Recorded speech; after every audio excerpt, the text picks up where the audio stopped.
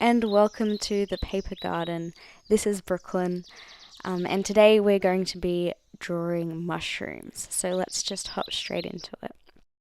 Today we're going to be working with watercolour, so you'll need some watercolour paints, a paintbrush, paper, and some water.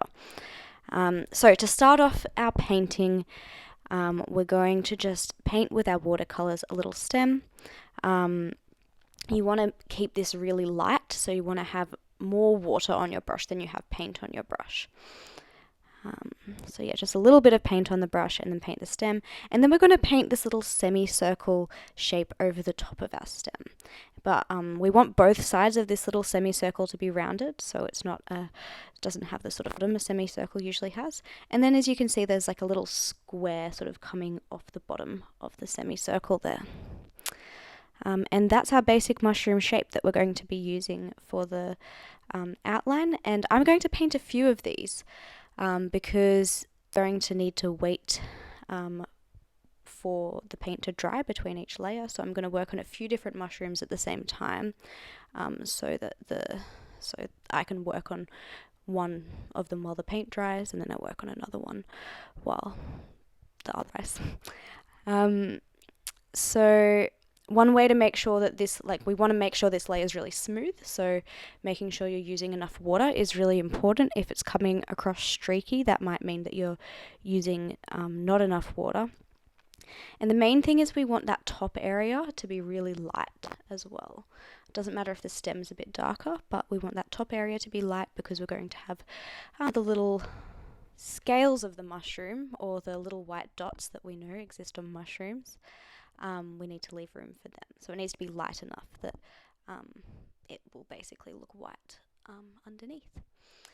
So I'll just run you through the different parts of the mushroom while we're waiting for me to paint all my little mushroom backgrounds. The first rectangle that we paint at the bottom of the mushroom is called the stem, which is probably the most straightforward name of something on the mushroom. So then above that, we've got the cap of the mushroom, and this little semicircle ovally shape that we're making here is going to make up both the cap, which is the top part, and also the gills, which is the part that goes underneath. All those little lines that we see on a mushroom on its underside are called the gills. And then this part that I'm painting here, this little rectangle that goes between the cap and the stem, is called the ring.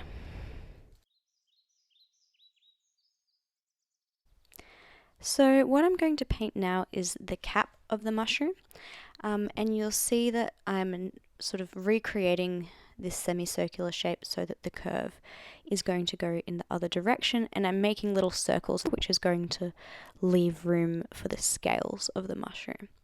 So there should be this little oval that's left between your stem and the cap of your mushroom. So yeah, we want to make sure we leave that little oval space because that's going to leave us room to put the gills in of our mushroom.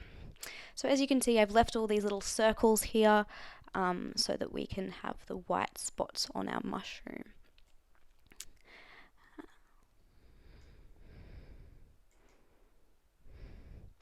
So what I'm going to do now, and this part's super fun, how cool is it to watch, is I'm making the watercolor bleed. So the way that you do this is you paint wet on wet. So I needed to make sure that my underlayer that I just painted was wet, and then I use wet paint, and I want to make sure with this paint that I'm putting on at the moment that I've got a lot of pigment. So I've like really sort of smushed it into my watercolors, and there's a lot of paint as opposed to water on the brush. Now this technique is not going to work if your paint is too dry or if your paint is too wet. So if your underlayer, or if you have too much water on your brush, it's just going to turn into a big puddle and it's not going to spread beautifully like you've just seen here. So I'm going to have a go now at painting the caps of all the other mushrooms. I'm going to make them all sorts of different fun colours, and you can make your mushroom caps however you like. So the first one here, I'm painting blue, and I've just put a little undercoat into that, and as you can see on my palette, there's a few different colours of blue. So I'm going to sort of dot in and mix in a few different shades of blue together, starting with a cooler blue at the bottom and then moving to a warmer blue, and then back to a cooler blue again, and then almost like a more aqua colour at the top. And yeah, that's going to be our first layer of our cap for that mushroom. And you'll notice on this mushroom I didn't leave room for the gills to be shown, so keep that in mind. You may like to leave lots of room for the gills, or you may like to sort of have your mushroom cap hanging over. So with this one I'm doing brown, I'm dotting then some darker brown over the top, creating a textured effect there. And some darker brown spots which are bleeding really nicely around the edges. And I'm also sort of trying to give the effect of the mushroom being darker on one side and lighter on the other side. So to the left there's the darkness, and to the right it's a bit lighter. Then I'm going to do the next mushroom pink. So I'm sort of creating a base layer there of just a nice smooth pink with lots of water. And I've actually made that one really wet, so I'm going to let that dry a little bit before I put anything over the top, otherwise it's just going to turn into a big puddle. So this mushroom I'm going to do rainbow, which is fun. So I'm just creating the base layer for that, and then I'm going to go back to my pink mushroom and bleed in some dots there. This bleeding technique I'm doing is super important for watercolor painting and super fun to do as well. So if you haven't started painting yet, one of the first things I recommend you do is just get some paper and practice putting down a layer of wet paint and then putting down some wet paint over the top of that, and using the second layer of wet paint to bleed into the first layer and seeing what effects you can do. Alright, now this is my rainbow layer. Unfortunately, I let the underlayer dry a little bit more than I would have liked to, so this didn't turn out exactly how I'd hoped, but I think it still looks pretty cool. So I'm starting with red, went into purple, then blue, then green, and the yellow is kind of hidden. And then I left a bit of a gap and put the orange in, and then I'm going to put another layer of yellow in again after that. Awesome. So next I'm going to paint in a slightly darker area here for where the gills are going to go. So remember, that's the underside of the mushroom, and we need to make sure that we leave a gap in the middle where the ring goes, because the ring's going to come up to the center. But yeah, we're just creating this darker layer here now for the gills. So that should be pretty straightforward. Not doing it on the blue one because we didn't leave room for it there.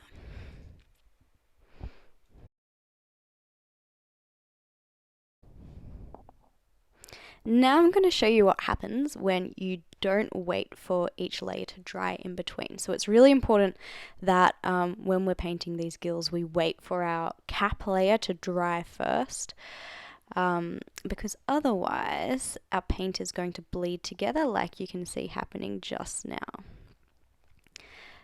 So that was absolutely an accident. I didn't mean to do that, but it's a good lesson in what happens when you do accidentally not let your paint dry between layers.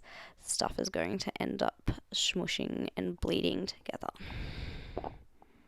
So because I saw that happen to my pink mushroom, I'm going to wait to paint the gills of my rainbow mushroom, because I know that the same thing's going to happen there. So what I'm going to do next is paint in a little bit of tone on the veil and on the stem.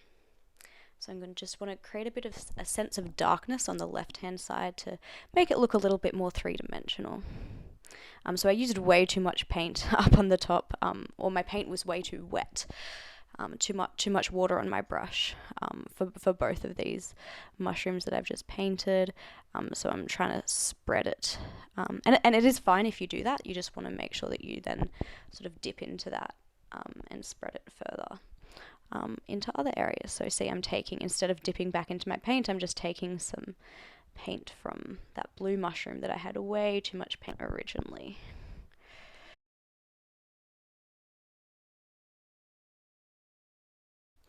So you can see at this point there's a pretty big difference between the left hand and the right hand side. So what I'm doing now is I'm just creating a bit of a mid-tone. So I'm just using a pretty wet brush, like I'm trying not really to have any paint on my brush at this point, and then just blending the dark side into the lighter side there. So yeah, I've basically just got water on my brush. I have barely any paint on my brush when I do this, and you can see that, yep, it's just blending the left hand side into the right hand side. And you can see that on my rainbow mushroom, even just painting the stem there, some of the blue has bled in because I didn't wait for it to dry because my paint was super wet. So now I'm just going to come back in and paint the gills of my rainbow mushroom and hope that it's dry enough now so that it doesn't bleed.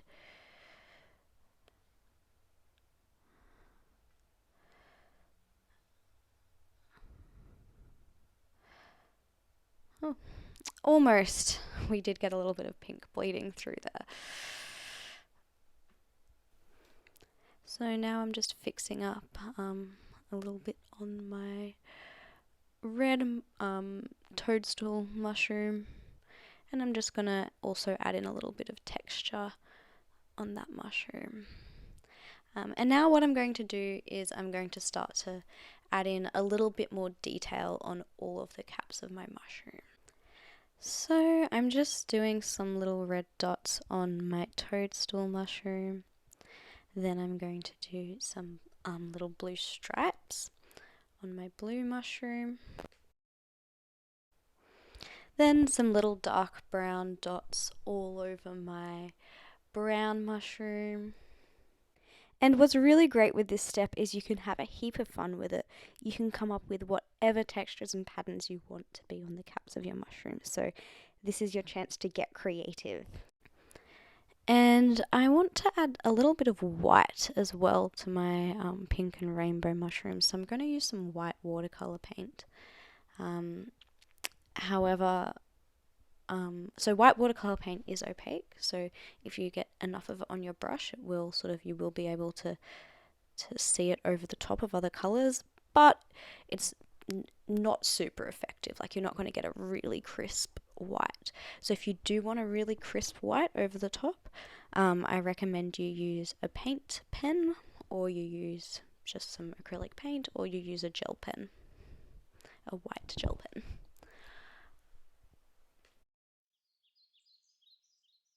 So I'm just going to add a little bit of white paint into my blue mushroom, my brown mushroom, and also my rainbow mushroom.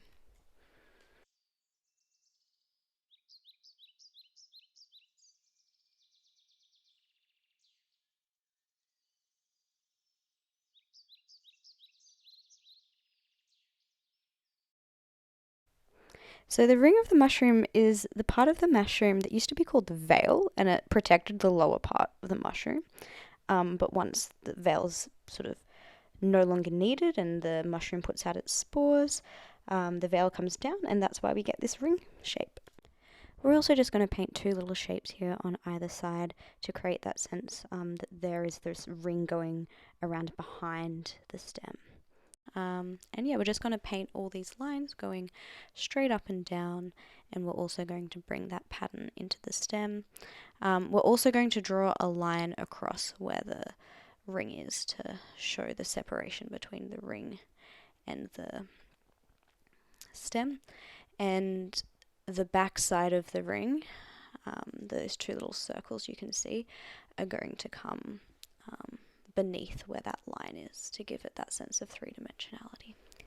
I'm really excited to do this video because how cool are mushrooms and how cool is fungi? I think it's so cool because it's an entire kingdom.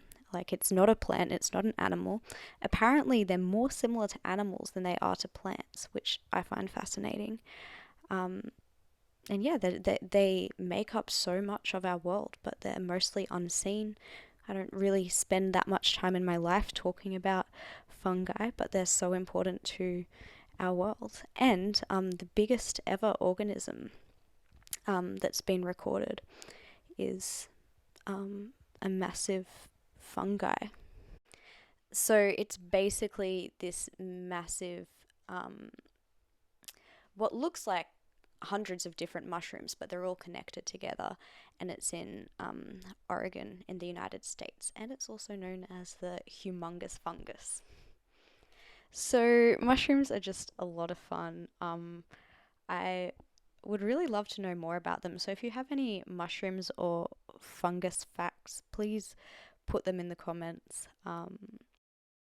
I'm currently listening to the audiobook Entangled Life, which is all about mushrooms and fungus by Merlin Sheldrake. So, yeah, just any information you have on fungus, I'm always looking to learn more.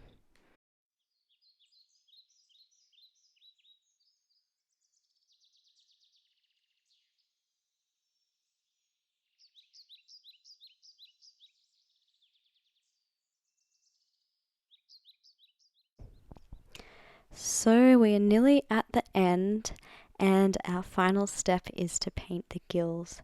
So, we're just going to have, once again, use very small little lines. If you've got a bigger brush as well, you can still achieve the effect of really tiny lines. You just need to press really lightly with the brush. So long as your bristles come together in a point at the end of the brush, you should be able to achieve very delicate lines.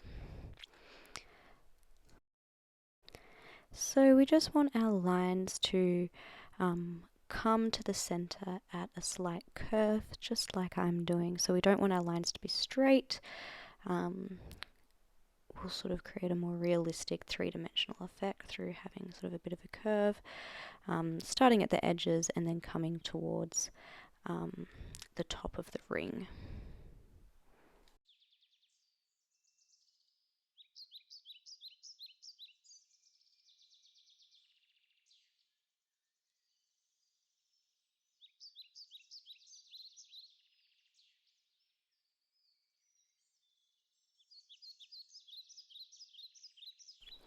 And now we're just going to do some final touches on the caps of our mushrooms. I'm just putting in some little dots on my toadstool here, creating more of a sense of texture and three-dimensionality.